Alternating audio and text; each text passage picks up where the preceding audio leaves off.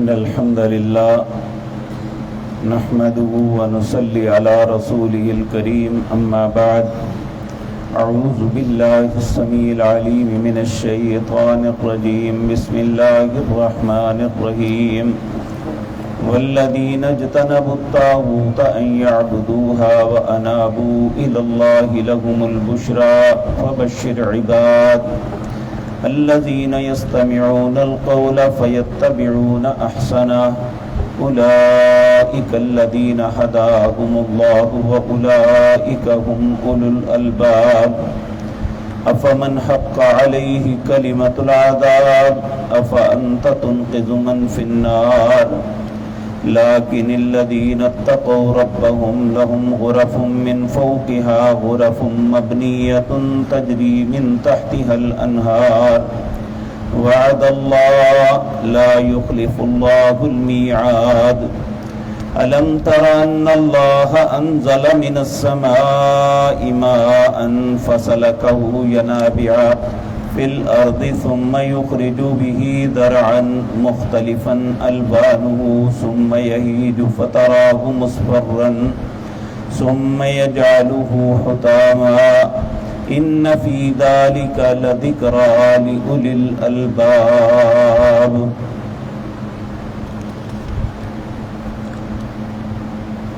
حضرات محترم، آج سورۃ زمر کی آیت نمبر 17 سے ہم اپنے سبق کا آغاز کرتے ہیں۔ گزشتہ آیات میں اللہ رب العزت نے اپنے بندوں کو بڑے پیار سے یہ بات سمجھائی کہ کل اے پیغمبر فرما دیجئے یا عبادی اے میرے بندوں الذین آمنو، وہ جو ایمان لائے ہو، اتقوا ربکم، اپنے رب سے ڈر جاؤ، للذین احسنوا فی ہذہ الدنیا حسنہ، جو شخص اچھا کام کرے گا اس کے لیے دنیا اچھی ہو جائے گی۔ اور اس بات کی وضاحت عرض کی تھی کہ اللہ نے نیکی کے اندر بہت خیر رکھی ہے۔ ایک نیکی کرنے والا انسان چاہے وہ غربت کی زندگی بسر کرتا ہے یا اسے اللہ بہت زیادہ نوازتا ہے، ہر حالت میں وہ اللہ کا شکر ادا کرتا ہے۔ اور ایک وہ شخص جو کفر کی زندگی بسر کرتا ہے، نہ وہ آسانی اور فراوانی میں اسے چین ہے۔ آپ دیکھ لیں دنیا کے بہت بڑے بڑے ممالک جو کفر کی زندگی بسر کر رہے ہیں، لاکھوں کروڑوں کماتے ہیں، ویکینڈ پہ جا کے یا شرابیں پی لیتے ہیں یا جوئے کھیل دیتے ہیں، ان کی زندگی کا کوئی مقصد نہیں، اور اسی حالات میں وہ بعض اوقات اتنا دل برداشتہ ہوتے ہیں کہ اپنی جان تک کو قتل کر دیتے ہیں۔ تو اللہ رب العزت نے اپنے دین، اپنی عبادت کا رستہ ایک ایسا رکھا ہے جس میں انسان انتہائی قسم پرسی کی زندگی میں بھی مایوس نہیں ہوتا۔ وہ سمجھتا ہے آج نہیں تو کل میرا مالک میرے لیے آسانیاں فرما دے گا۔ تو اللہ رب العزت فرماتے ہیں والذین اجتنبوا الطاغوت ان یعبدوها، کیونکہ اس سورت کا موضوع جو ہے یہ توحید کا اثبات اور شرک کا رد اسی پہ چل رہا ہے۔ سورت کے آغاز میں اللہ نے کہا کہ یہ میں نے کتاب اتاری ہے، میری طرف سے ہے، اور پھر فرمایا والذین اتخذوا من دونہ اولیاء ما نعبدهم الا لیقربونا الی اللہ، جو اللہ کے علاوہ اوروں کو الہ بنا کے پکارتے ہیں، ان سے مدد مانگتے ہیں، یہ کہتے ہیں ہم ان کی عبادت تو نہیں کرتے، یہ تو اس لیے کر رہے ہیں یہ اللہ کا ہمیں قریب کر دے۔ تو جو بھی شخص اللہ کو چھوڑ کے کسی غیر کی طرف چاہے وہ اچھا ہے یا برا وہ طاغوت ہے. تو اللہ فرماتے ہیں والذین اجتنبوا الطاغوت ان یعبدوها، جو شخص اجتناب کرتا ہے طاغوت سے کہ ان یعبدوها کہ اس کی عبادت کرے، وانابوا الی اللہ وہ اللہ کی طرف صرف رجوع کرتا ہے، اللہ کے علاوہ کسی کی طرف کوئی نہیں التفات کرتا.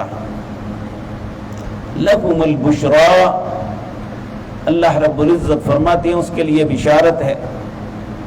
خوشخبری ہے. فَبَشِّرْ عِبَادِ،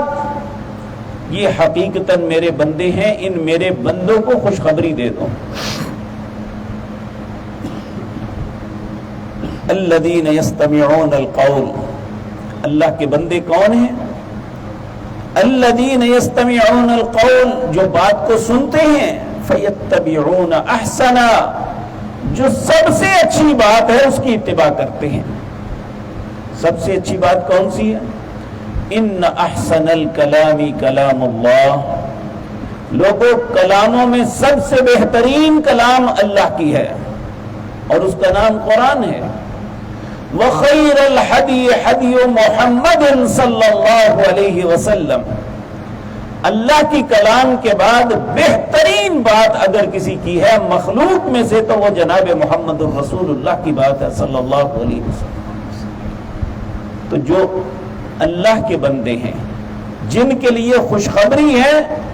وہ مولویوں پیروں اماموں کے قولوں کی طرف نہیں جاتے، بلکہ جب وہ بات کو سنتے ہیں تو سب سے اچھی بات جو ہے قرآن کی، سب سے اچھی بات جو پیارے نبی جناب محمد الرسول اللہ صلی اللہ علیہ وسلم کے فرمان کی ہوتی ہے اس کو قبول کرتے ہیں.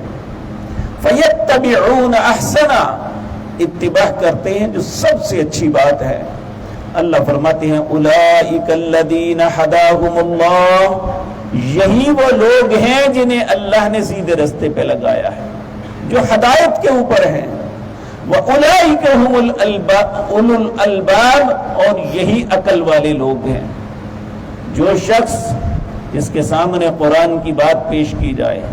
جس کے سامنے نبی مکرم صلی اللہ علیہ وسلم کا فرمان پیش کیا جائے وہ اسے قبول نہیں کرتا، اللہ کے نزدیک پاگل ہے، وہ بے عقل انسان ہے. عقل مند وہ ہے جس کے سامنے اللہ اور اس کی رسول کی بات آئے اور اسے وہ تسلیم کر لے، اسے سنے، اس کی اتباع کرے، اس میں اچھی بات کی. افمن حق علیہ کلمۃ العذاب، اب اللہ دوسری بات کرتے ہیں، اپنے نبی کو مخاطب ہو کے کہتے ہیں کہ بھلا جس شخص پہ اللہ کے کلمے، اللہ کے عذاب کا کلمہ حق ہو گیا، اللہ نے اس کے لیے فیصلہ لکھ دیا کہ میں اسے عذاب کروں گا، افانت تنقذ من فی النار، کیا آپ اسے آگ سے نکال سکتے ہیں؟ اگر نبی کریم صلی اللہ علیہ وسلم جو اس کائنات میں سب سے افضل، سب سے برتر، سب سے اللہ کے مقرب، اللہ کے محبوب ہیں، اللہ ان سے کہتے ہیں افانت تنقذ من فی النار، کیا آپ اس کو عذاب سے نکال سکتے ہیں جس کے لیے اللہ فیصلہ کر دے؟ اگر آپ نہیں کر سکتے تو دنیا میں اور کون کر سکتا ہے؟ لیکن الذین اتقوا ربہم، لیکن وہ لوگ جو اپنے رب سے ڈر گئے، لہم غرف، ان کے لیے بالا خانے ہیں، من فوقہا غرف مبنیہ،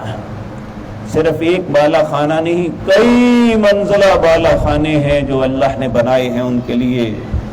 اور اس کے علاوہ تجری من تحتها الانہار،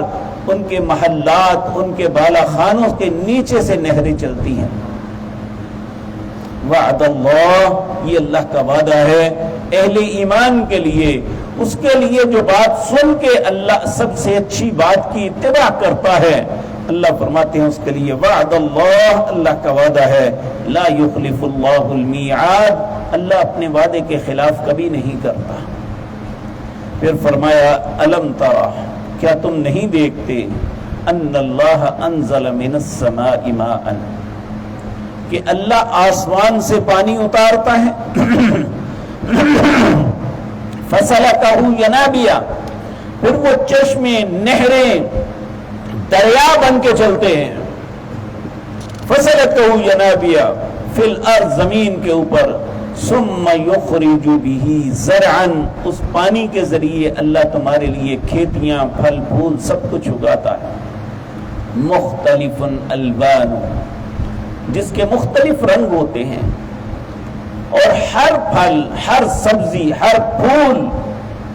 پہلے یہ ہرا بھرا ہوتا ہے، پھر اپنا اپنا رنگ دکھاتا ہے، ثم یہیج فتراہ مصفرا، پھر سب کے سب زرد ہو جاتے ہیں،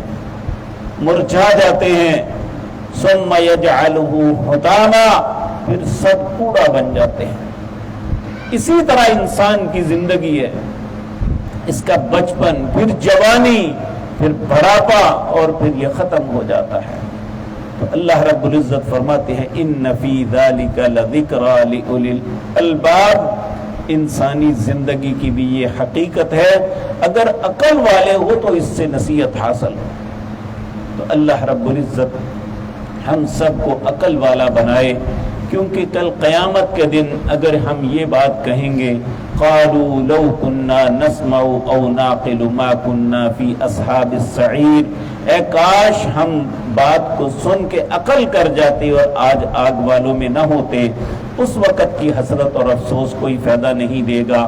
آج ہم سن کے عقل کر جائیں، اللہ اور اس کے رسولوں کی بات کو سچ سمجھ لیں، اس کے مطابق اپنی زندگی بسر کریں، تو دنیا اور آخرت کی بلائیاں ہمارا مقدر بن جائے گی۔ اللہ ہمیں صحیح بات کی اتباع کی توفیق عطا فرمائے۔ اقول قولی ھذا واستغفر اللہ لی ولکم۔